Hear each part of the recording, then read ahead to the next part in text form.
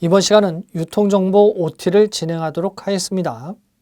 OT는 우리가 무엇을 배우는가에 대한 방향을 알려주죠. 배우는 과목은 유통정보예요. 유통이라는 부분들은 상적 거래를 통해서 물적 흐름을 가져오는 의미를 통칭할 수 있게 되고요. 이것은 과거에 생산자가 만들면 소비자에게 구매를 하도록 만들었다면 지금은 소비자가 원하는 것을 만들어야 판매될 수 있는 시대죠.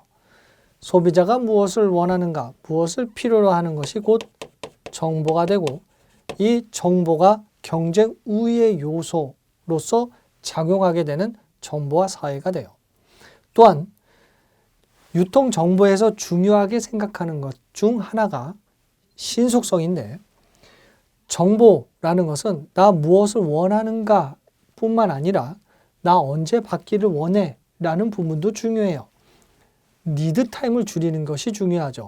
경쟁자보다 빨리 정보를 수집할 뿐만 아니라 경쟁자들보다 빨리 공급하는 것이 중요해요.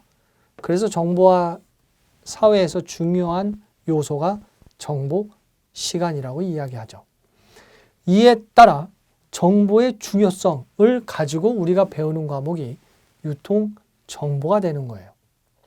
그렇기 때문에 사실 그 존재라는 의미의 팩트라는 데이터를 나에게 맞게끔 가공 처리를 하는 것을 정보라고 표현을 하기 때문에 유통정보라는 것은 무엇인가, 또 정보의 특성은 무엇이 있는가, 이러한 내용들을 전반적으로 배우는 것이 챕터 01 유통정보의 이해가 돼요. 그리고 정보라는 것은 계속적으로 어떤 문제 해결을 위해 무언가 알고 싶어서 하는 것이기 때문에 그게 쌓여요. 쌓이면 어떻게 돼요? 지식이 되죠. 지식을 경영에 활용할 수 있을 거예요. 예를 들어 마케팅, 컨설팅 그런 어떤 그룹이 있다라고 하게 되면 A는 어느 분야의 마케팅 전문, B는 어느 분야의 마케팅 전문, 개별로 할 수 있지만 지식과 지식이 모이게 되면 강해질 수 있겠죠. 지식 경영이라는 부분들은 가지고 있는 지식을 공유함으로써 더 큰 지식으로 나아갈 수 있다라는 의미를 가져요. 인적 자원 관리라는 표현들을 하는 이유는 우리도 학습을 하면 능력이 올라가듯 인적 자원도 업무를 하게 되면 그 노하우로 인해 업무의 능력이 올라가게 돼요. 잘 관리하자는 거예요. 마찬가지로 정보를 잘 관리함으로 인해 지식 경영을 가질 수 있게 된다는 것이고요.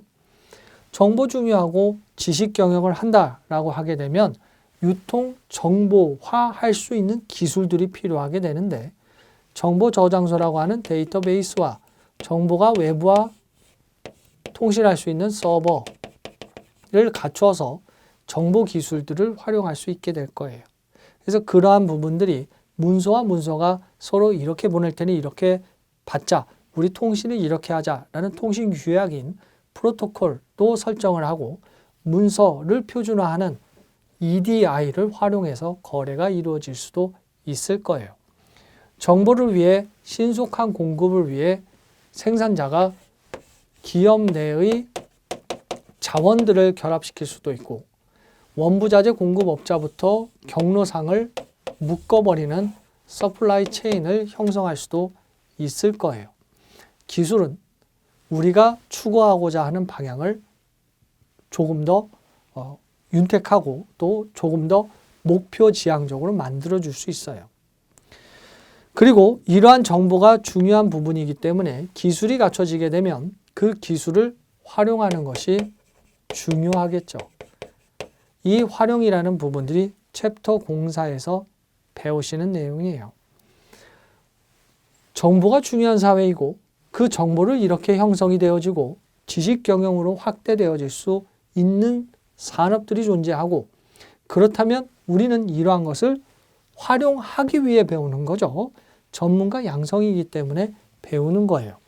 그래서 이 활용이라는 부분들을 챕터 04에서 배우시고 그 다음에 챕터 05에 우리가 일상생활에서 많이 하시는 전자상거래라는 부분들을 배우시게 되는 거예요.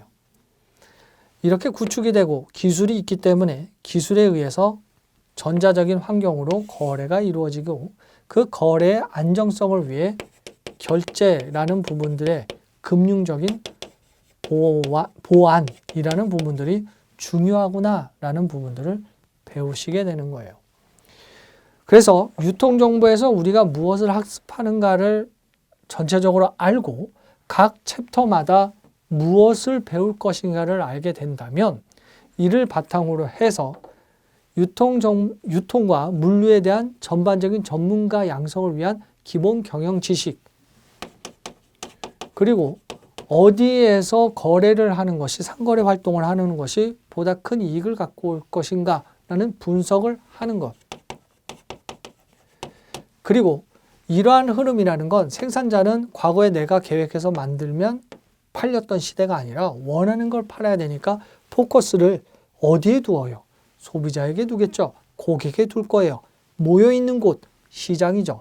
그래서 시장 지향적인 활동의 개념을 가지는 마케팅, 그리고 이러한 전반적인 것들을 원활하게 해줄 수 있는 정보가 중요한 위치를 차지할 수밖에 없게 되는 거예요.